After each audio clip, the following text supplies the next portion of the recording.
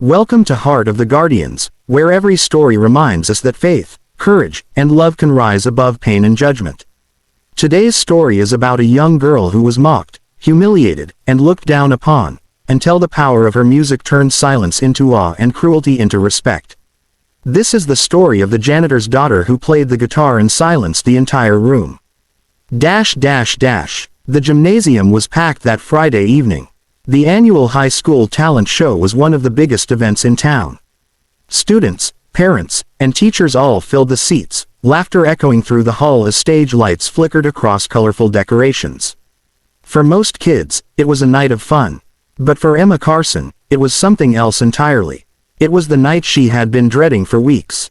She stood in the dim hallway behind the stage, clutching her old, scratched guitar, one that had belonged to her late mother. Her hands trembled. Her name was last on the list, and she could already hear the snickering from a few of her classmates. Emma was known as the janitor's daughter. Her father, Mr. Carson, worked at the very same school, cleaning classrooms after hours, mopping hallways when everyone else had gone home.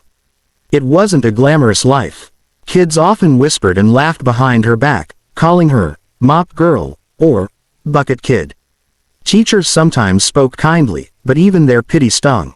Yet tonight, Emma wasn't thinking about revenge or making anyone proud. She just wanted to play. To let her mother's song, her mother's love, fill the room one last time. Backstage, her father stood quietly, wearing his worn-out uniform and cap. He looked at her with gentle eyes. "You don't have to do this if you're scared, sweetheart," he said softly. Emma shook her head. "Mom would have wanted me to. She said music can make people listen, even when they don't want to." Her father smiled faintly. "Then make them listen." He squeezed her shoulder, and for a moment, all her fears faded. On stage, a group of cheerleaders were finishing their dance routine. The crowd erupted in cheers. The spotlight shimmered off their sequined uniforms, and they bowed proudly before skipping off stage. Then the host announced, "And now, our final performer of the night, Emma Carson." The applause was half-hearted.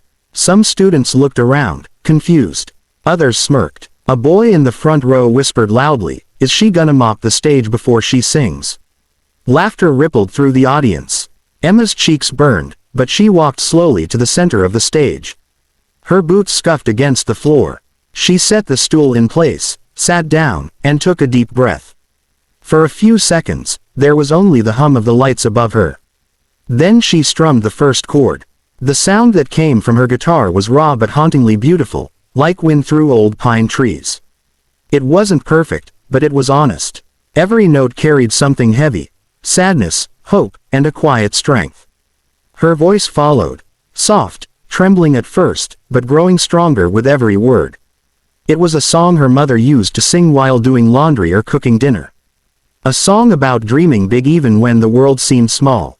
The laughter stopped. One by one, the faces that had been mocking her turned quiet. Even the teachers sat still, hands frozen mid-clap, eyes fixed on the girl under the light. When she reached the chorus, her voice broke slightly, but that made it even more real. The melody rose, trembling and fierce, filling every corner of the gym.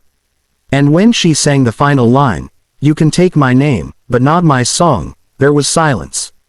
No laughter, no whispers, just the echo of her voice fading into the stillness. For a few seconds, Emma thought she had failed. Then, from somewhere in the back row, someone started clapping. It was slow at first. One clap, then another. Then the entire gym erupted into thunderous applause. Students stood up. Teachers wiped away tears. Even the same boys who had mocked her earlier were cheering. Emma just sat there, stunned. Her fingers still rested on the strings.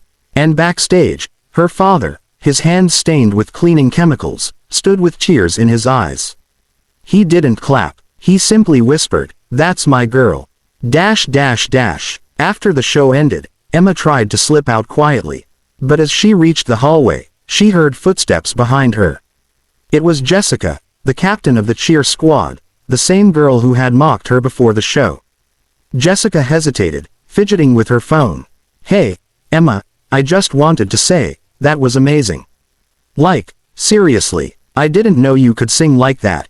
Emma looked down. Thanks. Jessica nodded awkwardly. Listen, I'm sorry about, everything. We were stupid. Emma smiled faintly. It's okay. Jessica shook her head. No, it's not. But, you proved us wrong. You really did. Then she walked away, leaving Emma standing there, heart pounding, eyes glistening. The next morning, the story spread across the school. Clips of her performance flooded social media.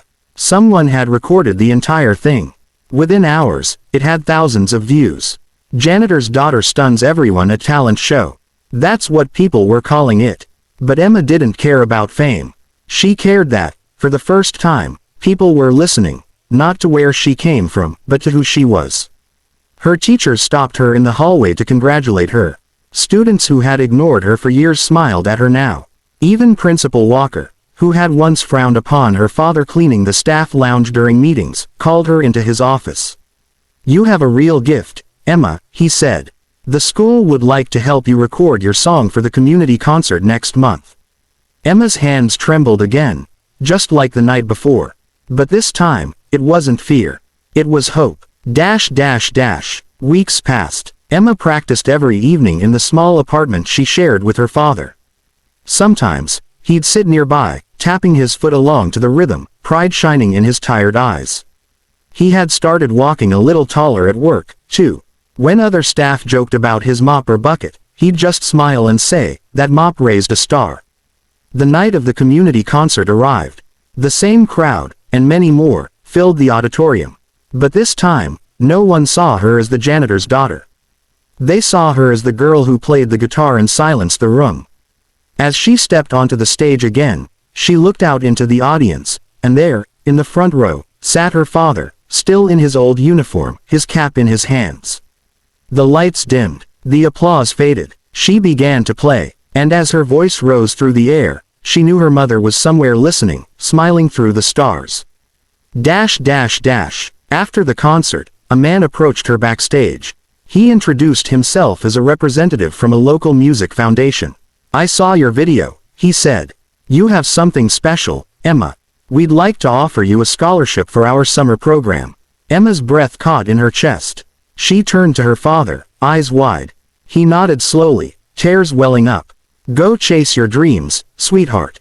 I'll be right here when you come back. Years later, that moment became the turning point of her life. Emma went on to write songs that touched hearts all over the world. But she never forgot where she came from. Every year, she returned to her old high school, playing her guitar for new students, reminding them that greatness doesn't come from status or wealth. It comes from courage, kindness, and belief in yourself. And every time she walked those halls, she made sure to stop by the janitor's closet, where her father's old mop still leaned against the wall. She would smile and whisper, "We did it, Dad." Because sometimes, the most powerful sound in the world isn't applause. It's the silence that follows when hearts are changed. When the world finally listens to the song inside a soul that refused to be silenced. Thank you for watching Heart of the Guardians. If this story touched your heart, remember to like, share, and subscribe to the channel for more true and inspiring stories. Because sometimes, one act of courage can change everything.